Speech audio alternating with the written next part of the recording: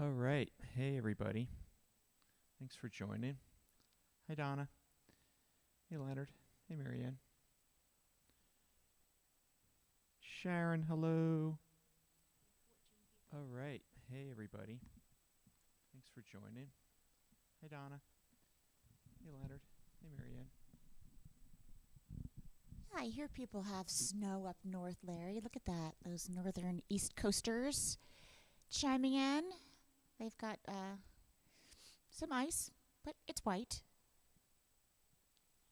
Nothing here. It's actually a really warm, sunny day this afternoon, and it got colder tonight. So hope you guys are staying warm. Looking forward to sharing some Christmas music with you tonight for a very special Christmas Eve live stream. It's a very special set. Hello there, Vicki in Terrytown, and Stephen, and Jean in Han, Rhode Island. Hello. Nice to see you. Linda and Bob. Karen. Karen and Steve Lemos are here. Leonard Perry's in Vermont.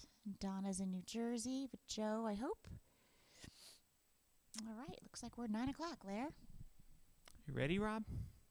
Always ready. Okay.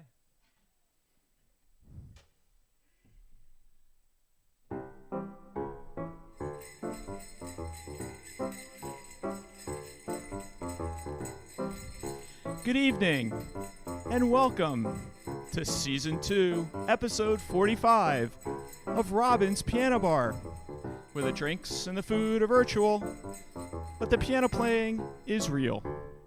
I'm your host, Larry Cosson, streaming live to you on YouTube, Facebook, Twitch TV, LinkedIn, and Bandcamp. Tonight's episode, Christmas Eve. And now, please welcome to her own home, our favorite piano gal, Robin Spielberg.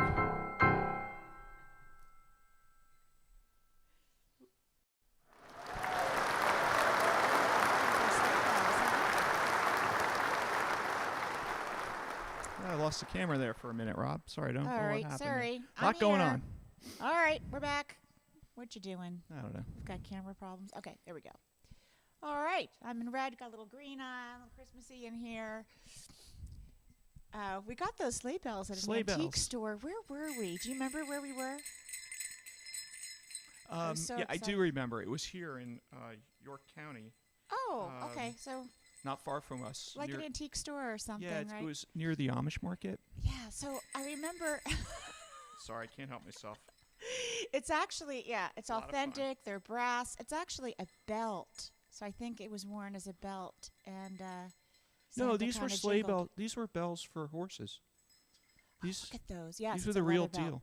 So I'm wearing them around my neck. So I guess All right. tonight Yay! tonight I'm the horse. Welcome, everyone. Hope Glad you're doing you've well joined wherever us. you are, staying warm. And tonight is Christmas Eve, so only apropos to have a special set for this occasion. And here we go.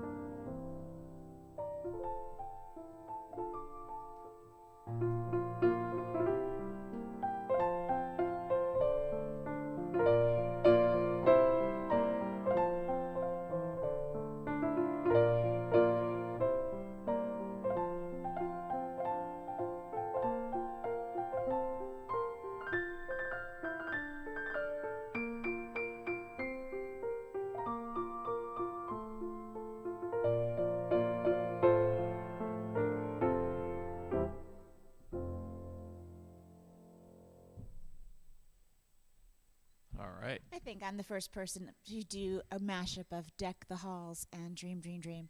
Larry, you're ringing over there. Am I ringing? Can you hear Yeah, it? bells are ringing. Yeah, I hear it over here because you're a little out of control with the bells there. Okay, it's fine. I'm in the spirit. I'm in the spirit. You know, there's no snow, but there's no snow. But you know, but we did have Santa on the fire truck. So we live in a small town, and this is a tradition. When this started, I was so delighted. I had no idea. So what our town does is that, of course, if there's a fire or an emergency, they're not going to do this. But nothing much happens in this little town. So the ambulances put on their sirens, and they blast Christmas music. And there's a big spotlight on Santa on top of the fire truck. He's on the hook and ladder. He's on the ladder. On the ladder truck. Yeah. And he goes through every single street in our small town. And but they stopped by us because Santa is actually our neighbor. Waving, yes. It's our neighbor John, who's a firefighter. But I'm not sure if that was John. Was that John? I think it was because they stopped in front of his granddaughter's house. No, but I think he was driving the other way. It doesn't matter. Anyway. The thing is, it happens, but I got to think that some of the younger children might be confused because Santa's on the fire truck, and later he's got to get on reindeer. I don't know, but that was pretty.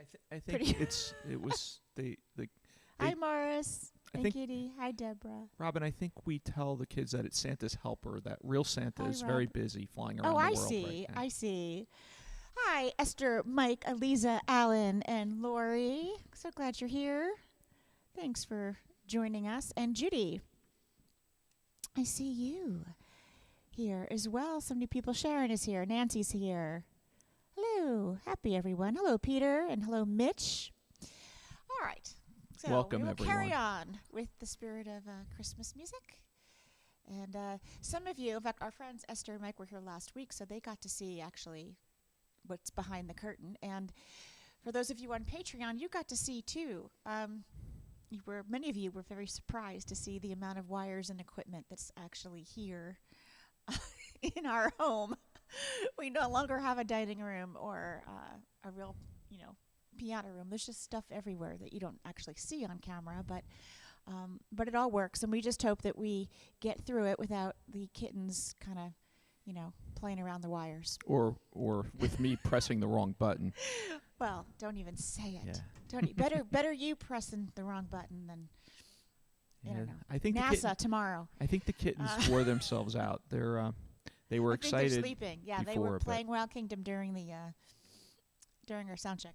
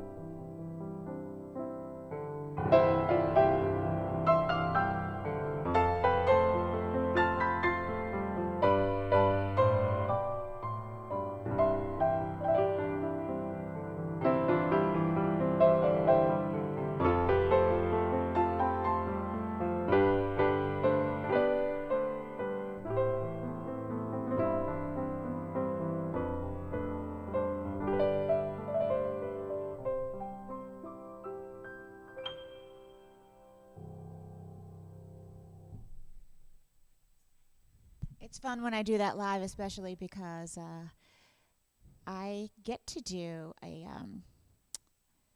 let's see, hang on, I'm just tweeting something. I forgot to send this out into the world before. So when I do that live, we have some fun films during my holiday show, and oh, I so miss that. Usually it has choirs, community choirs, students join me on stage and sing, and I love having the nostalgic Follow the Bouncing Ball. Remember that when we were kids? And so it comes up on big screen and everyone's singing. I love hearing the audience sing back at me. It's just so exciting. Welcome to those of you who are joining me for the first time on Bandcamp. We just added that. If you've never heard of Bandcamp, I'm very late to that party. It's been around for a long time. Bandcamp.com. It's a fabulous website. Don't look right now because you're watching the live stream, but when you get a chance, go ahead and explore Bandcamp. It's free to sign up. You will discover so many artists. All the indie artists are on Bandcamp. And it's a really great platform, and it's really fair. So what I did was that I started I have a store like I have on my website, but there are items that are exclusive to Bandcamp. So you'll want to check that out. Just type my name in, and you'll get to see the merchandise that's there. And, they list concerts and happenings, and they do live streams.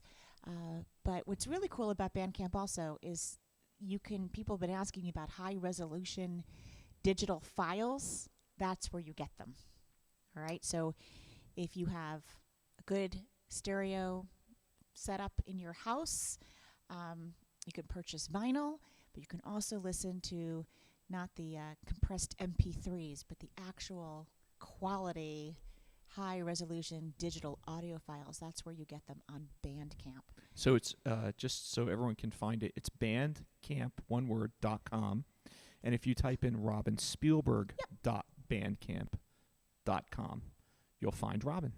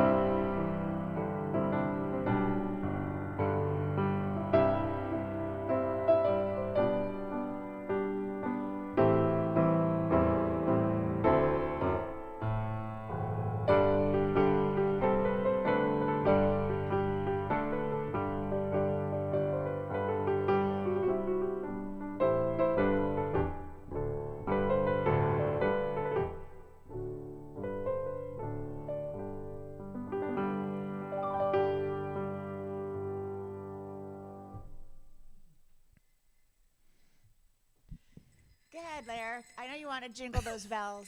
There you go. That was Bring a Torch. Jeanette Isabella before that. Good old King Wenceslas. That's kind of me. Good old King Wenceslas. That's me cheering for you. That's clapping. I love it. I remember once when we didn't have sleigh bells back in the day, Lair. I was on tour and forgot the sleigh bells. You know, remember what we did? I don't remember. What did we do? I asked everyone in the audience. Well, now people have keyless cars. Take their keys out of their pockets and purses and shake them. And you know what? It sounded pretty darn great. So, first law of economics, right? Do the best with what you've got. So that's what we did. It worked out really well. And I do hope people are singing along. Nice to see first soprano Donna singing along. I hope you are. Hello, Judy. And fantastic. Thank you. Hi, Mike. Happy to see you. Mike and Michael. So glad you are having fun and joining us here on the live stream. And want to say welcome to all those folks who are chatting up on YouTube too. Natalie and good Roy. Good to see you on YouTube. And I don't have Bandcamp open. We're still very new to that one, but I'm very excited about that platform because hi Roy, see you there on YouTube, and Natalie, I see you. Thank you for joining in, and hi there, Dahlia, Diago. Merry Christmas to you as well, and Moo Moo Me 42, whoever you are, that's Moo Moo Me. So Spirit of the Holidays, I was thinking about that because I recorded some of these pieces on that album with my trio, which was Byron Duckwall on cello. I believe now he plays in the Minneapolis Symphony. And Chris Tero on guitar. It was a very special time because we were given the gift of time and a space at courtesy of the record label we were signed with, North Star Music up in Rhode Island. I think some of you know me from my first recordings on North Star from the mid-1990s. And it was strange because we were, of course, rehearsing this album in July, recording it in July or August, I think. And so the poor people, the tenants downstairs, I heard Christmas music over and over and over. It was an empty gallery space in Attleboro, Massachusetts, and we would meet every day. It was pretty magical that we had this gift of time. It was really smart to do it this way. We recorded it instead of spending lots of money in the studio, which is very expensive by the hour, and rehearsing and getting it right. We pretty much went into this empty art gallery and practiced every day from 10 a.m. until about 6 or 7 p.m. And we divided up all the songs of who would be in charge of which arrangement. So we had a different leader every day, and we would rehearse in there. And so when we actually recorded the album, we treated it like a concert, and we were finished in a day, which is very unusual. I didn't know that until later on in life when I started recording with other instruments and realized this takes a long time. So the fact that we got that all squared away in one day, a lot of it one take, was pretty great. So that was lots of fun. What's next? Here we go. Number 5. Is that what we're on, Larry? Okay. My sheet's working for me now. Yes, we're on Blew number it 5. up over here. Okay.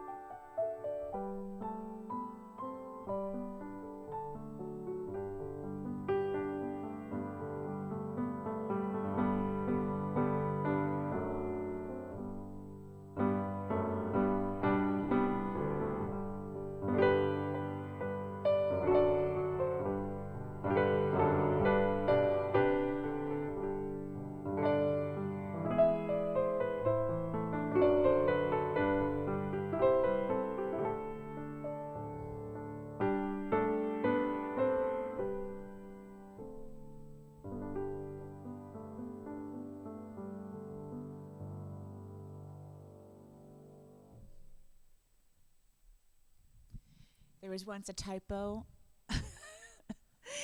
in the title, in the something. I think someone was making a joke on that song. It's Angels We Had Heard on High. Someone wrote Angels We Had Heard While High. Oh, okay. There was a typo once in a program. Okay. I don't know if that was an accident. Okay. We're just fooling around, trying to have some fun. Yeah, but it was. How's everybody doing? You played Robin. You played it really pretty. So. Thank you. I appreciate that. Little cheer from this. From the cheering section. I kind of made up that arrangement on the fly, so I have an arrangement of Angels We Had Heard on High printed, but it's not going to be that one because that was just kind of made up. I'm glad you guys are enjoying this. Yes, because yous are not out of tune. Robin, I don't know if you saw Joanne's comment about her husband working in the mill building when you were recording. I still have that piano brooch. Yes, Joanne. He was working downstairs, and we actually went downstairs to apologize at some point for all of the Christmas music that we were making because there would be a day, we'd work on this kind of song, this arrangement, and we would just play it for hours, writing interludes and changing parts and arrangements. And they said, apologize, are you kidding? We love it, we love it. And her husband came upstairs with this pin, this beautiful brooch. It's a gold pin. I should wear it one night, and I'll show you, Joanne. I still have it. Prized possession of mine from the Luna Moon Day. So that was Luna Moon was the name of our little group. 1994, because the album was released in 94. And then I remember us getting a call from the record company president. We were so naive about sales, numbers, anything to do with the music business at all, really. And this label was a bit unusual because they sold albums in bookstores and gift stores, not really in Tower Records or Sam Goody or any of those mainstream record stores. So people were discovering our music by hearing, a demo in the store and then buying it. Many of you might have discovered the music that way. And so they called and said, hey, we sold 30,000 copies to the Nature Company, which was this chain store in a lot of malls. I remember Chris said, is that good? And they go, that's good. It's great. And so we bought a bottle of Dom Perignon. I still have the empty bottle. I know you do because it's downstairs. We've packed it and moved it. We packed it and moved it many times to every house because we were so proud. And we had that in our apartment and said, yeah, we sold 30,000 copies to this one store. And then what happened? We broke up. No, before that, you got a gig. Yeah. In Woodstock, Vermont. Oh, and then what happened? Yes, this is we broke up. Well, yes, all good things must come to an end. And then, yes, so nice little Christmas Eve story for those of you wondering. Larry and I were dating at the time. We were not yet married. We were dating.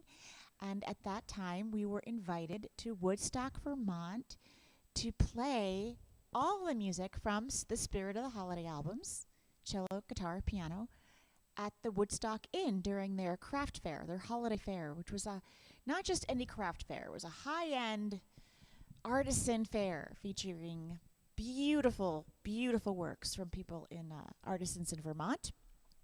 Very classy kind of thing. And we were invited to play there, and Byron was married. He came with his wife, and Chris had a long-time girlfriend. He brought her along, and Larry and I were just really, we were dating and together. We had not really spent much time apart. And he said, you know what? I can come as your photographer and photograph the group. And they gave us a ski house. Remember that? That's right. Mm-hmm. And you know what happened that weekend? Yes. Magic. Larry popped the question, asked me to marry him, and we kind of kept it quiet from our families in the very beginning because we'd only been dating, like, seriously, for 3 months or so. We figured everyone would freak out. You know what? We'll wait till Valentine's Day and tell everyone.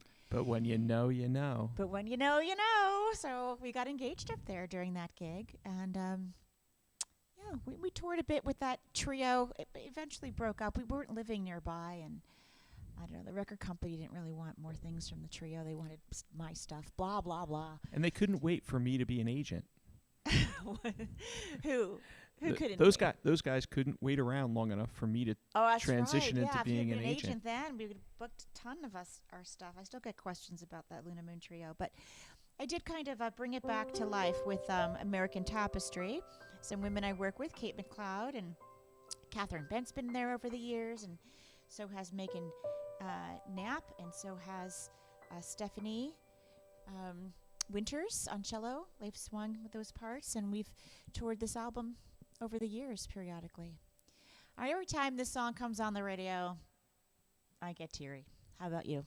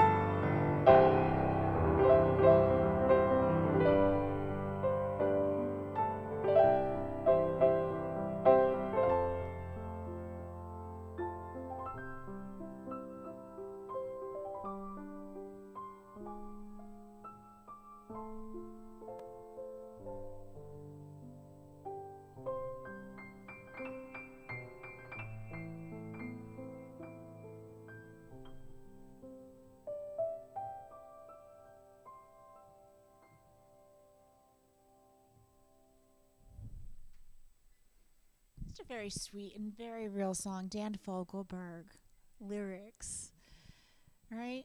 Christmas Eve, snow's falling, you run into your ex in the grocery store, touch her on the sleeve. And as they're leaving, the rain turns into snow. Very, very sweet. Nostalgic song. Hello there, Sue. Nice to see you. You just had your Zoom.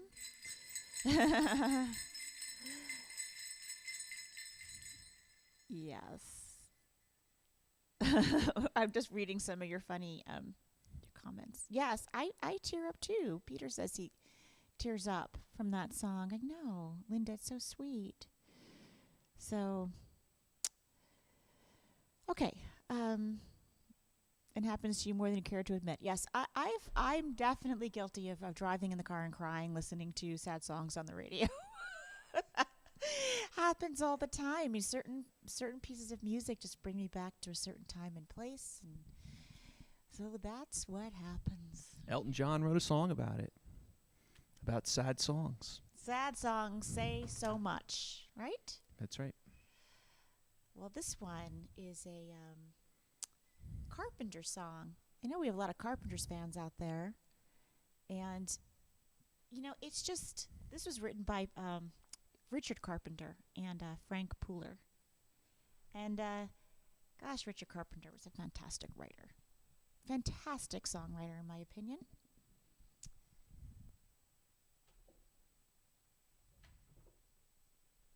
So this is Merry Christmas, Darling.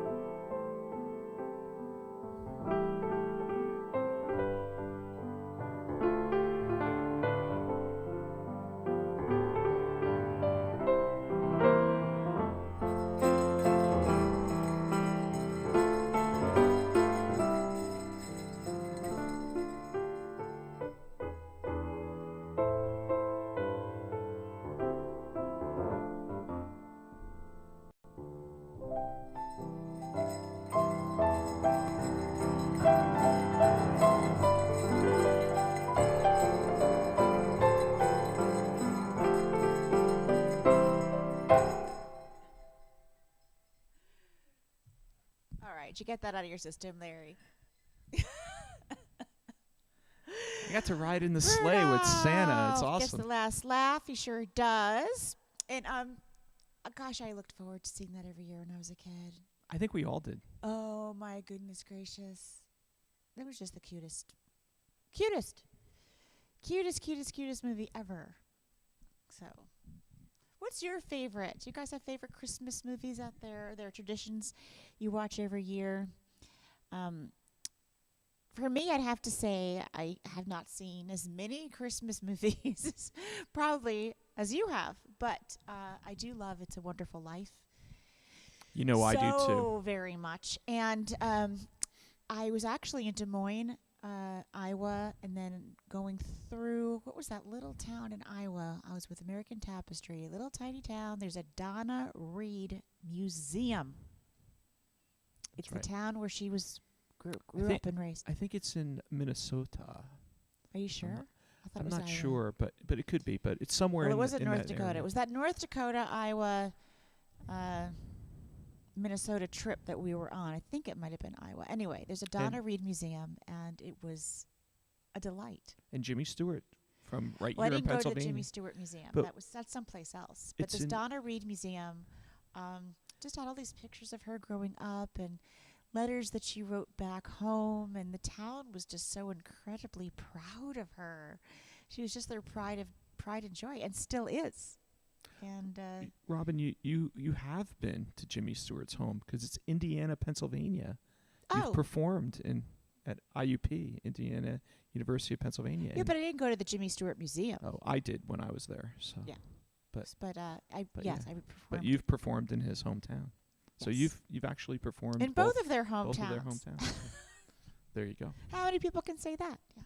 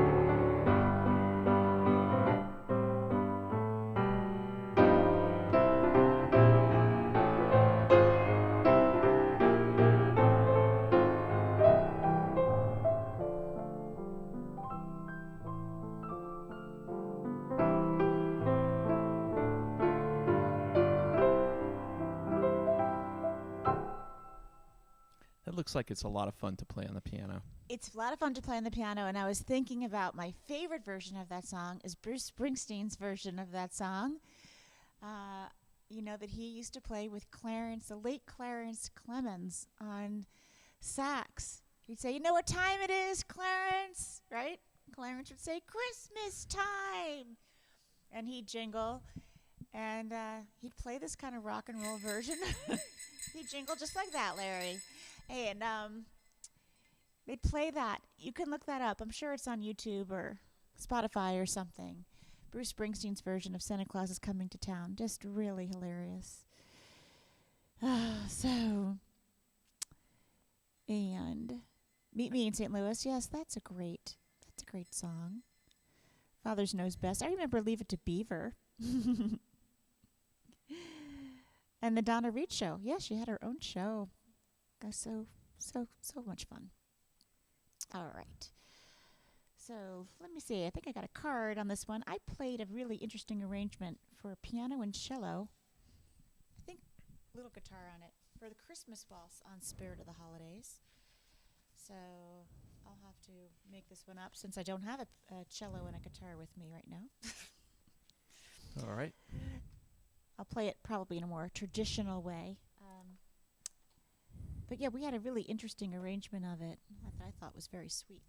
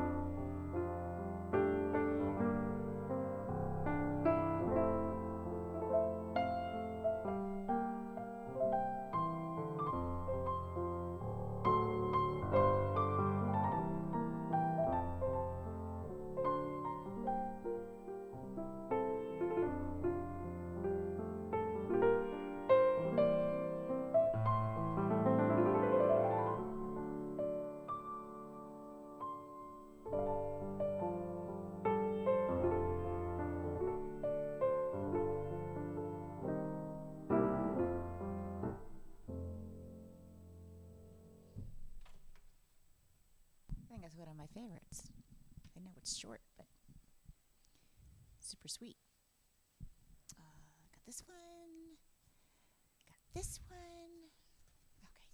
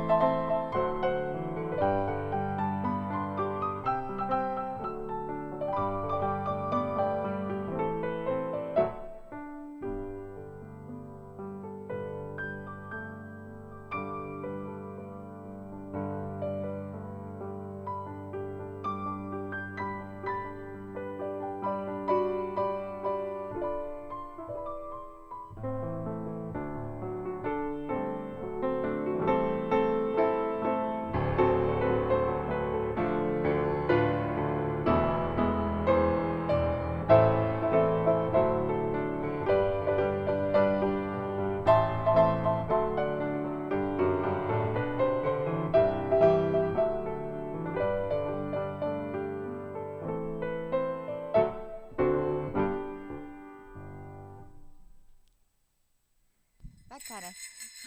You like that one too? We Need a Little Christmas Now. That's from the musical Mame. She takes out all the Christmas decorations and to cheer everything up. You know what it does? We just passed our winter solstice, which is the shortest day of the year, longest night of the year. And it's always been a tradition to bring the light inside. Cheers you up a little bit. So I think all the pretty lights kind of gets us through a little bit. Before that was let it snow, let it snow, let it snow. Much prettier and much safer. Well, safer than candles. The newer lights, newer Christmas lights. I think putting candles on indoor trees maybe not so safe. I think there were problems. Yeah. I had I'm sure there were many problems with candles on trees back in the day. Back in the day.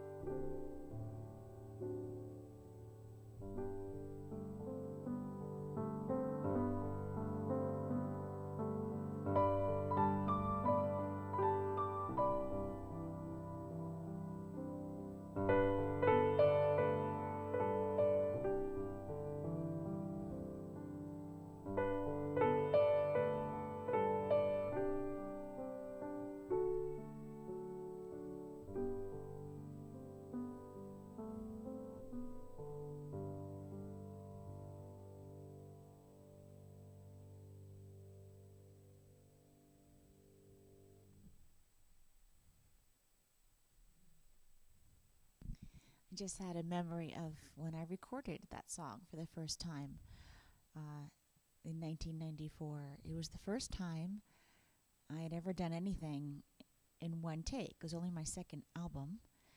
And I remember the engineer on the album, said, okay, let's move on. I said, what do you mean? I only did it once. He goes, it was perfect. Let's move on. And I didn't believe it. I wanted to put another one in the can, as they say. I wanted to do it, do it a few more times. And he said, trust me, trust me, trust me.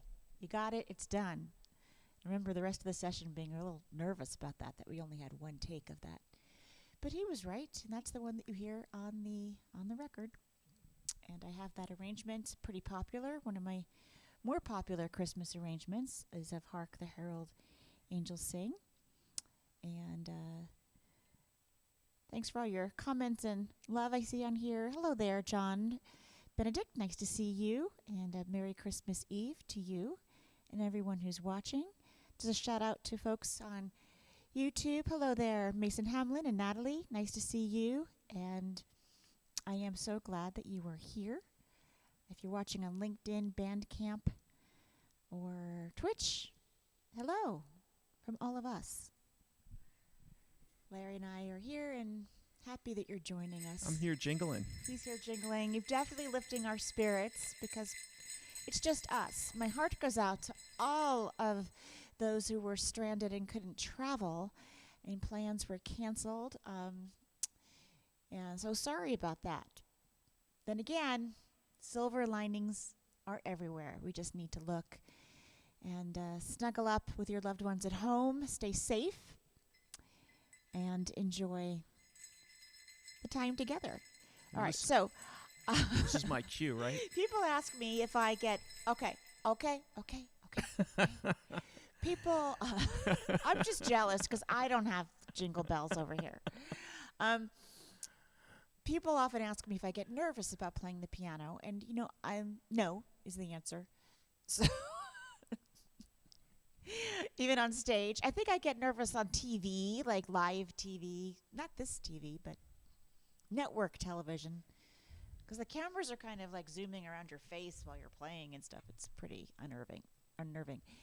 But I know that I sometimes get stressed out about playing this next one, which is Jingle Bells. And why is that? It's Jingle Bells. I don't know. It's because I wrote a pretty tough arrangement of it. Oh, no one buys it. My songbook, it's a digital download. I think they hear it and they go, nope. So it is a little tough to play. I think it's because I arranged it away from the piano. I kind of wandered off and figured out the arrangement in my head and then realized, that's too difficult for me to play. I have to figure it out. Anyway, here it goes. Haven't played it in some time. It's funny, Robin, when we performed a few weeks ago together, I wasn't nervous at all performing with you. It was weird. We weren't really performing. I know, but we were doing a sing-along for other people. That's so true. It wasn't like it was about us. We That's were just true. accompanying. We were just there. So, but I'm glad you weren't nervous. That's good. No, it was good. This No is stage fright. gotten over I'm not going to stress out about Jingle Bells. I really Okay. am not. But when I'm on stage and I see this one coming up on the program, I go, prayers, please. Let's not mess it up. All right.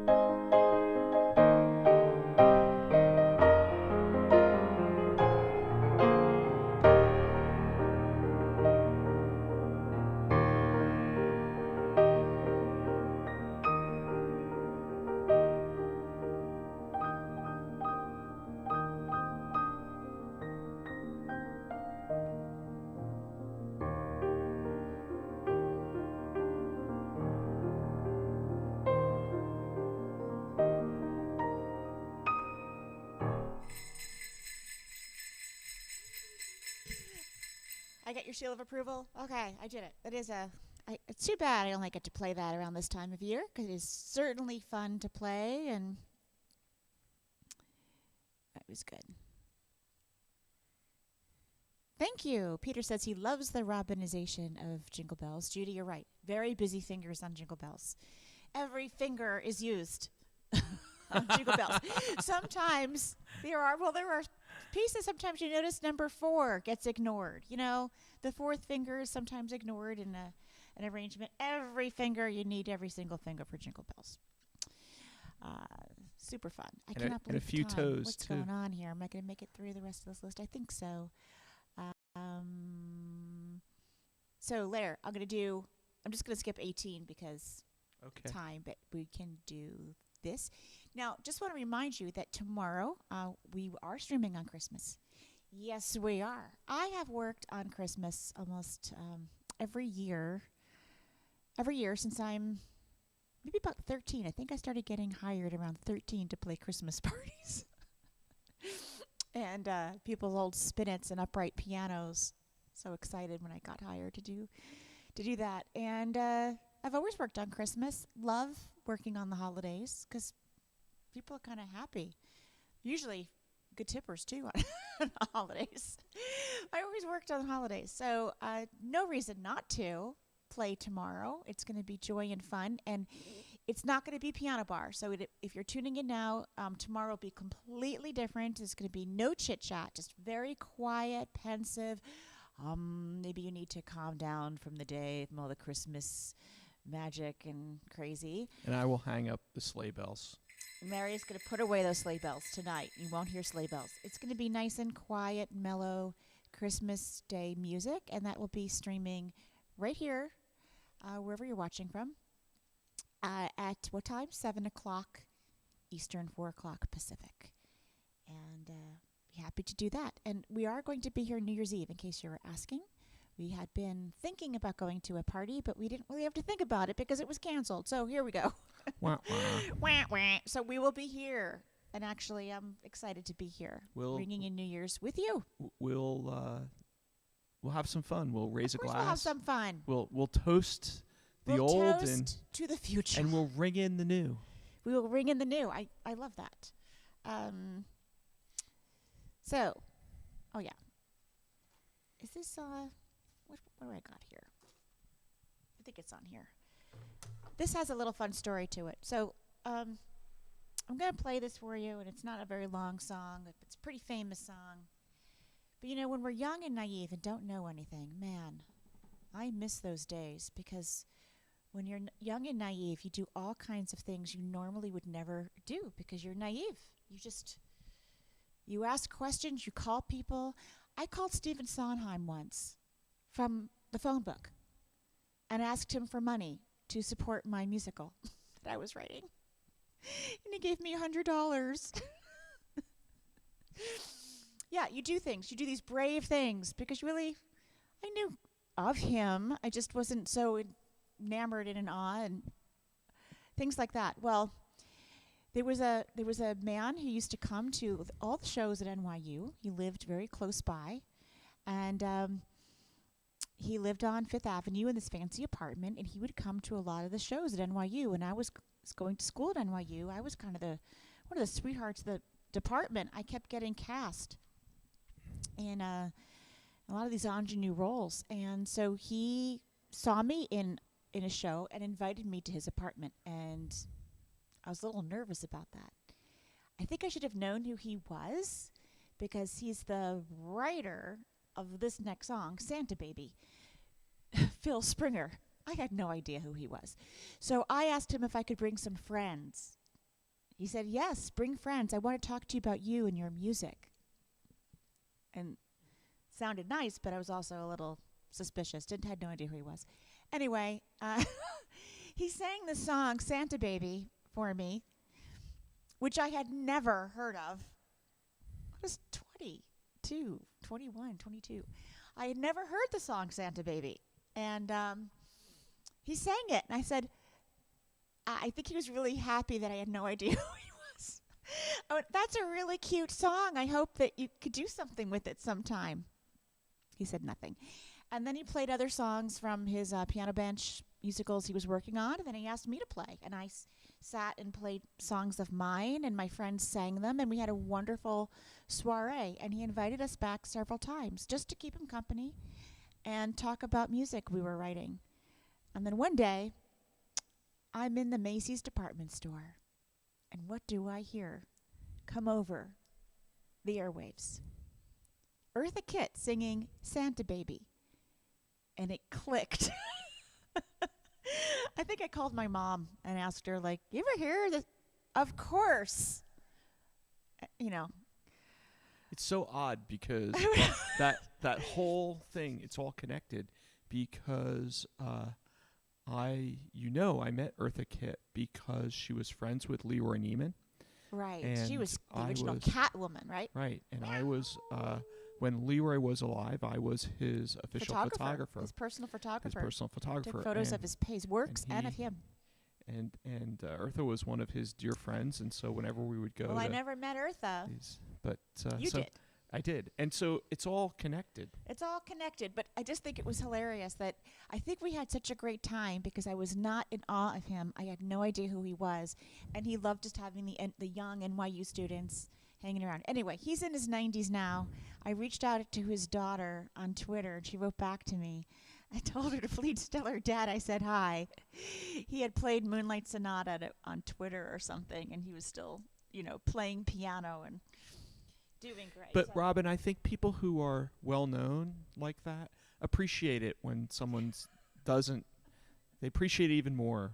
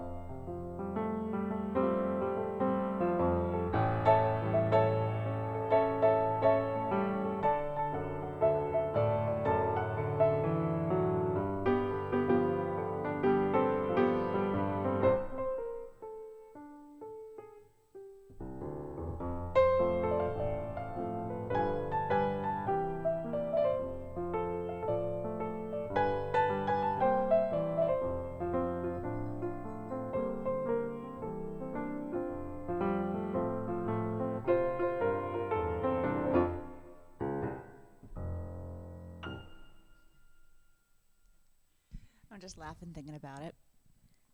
All right, so Larry, I'm going to go right into number 19 here. And I hope to see you tomorrow. Have a wonderful, wonderful, wonderful evening. And thank you. Thanks for keeping us company. Thanks for being here. Thank you, Larry, for jingling those bells.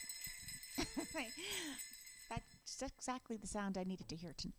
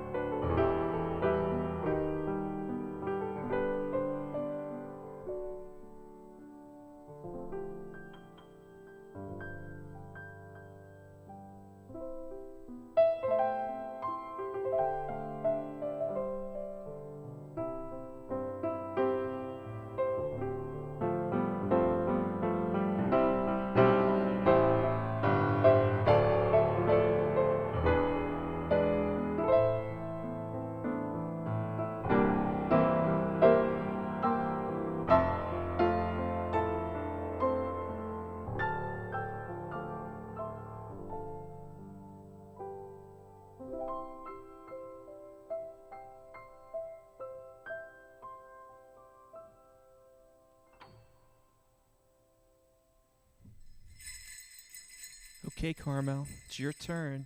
Take us home. Hey, Carmel. Say goodnight to everybody. That's right. Good girl.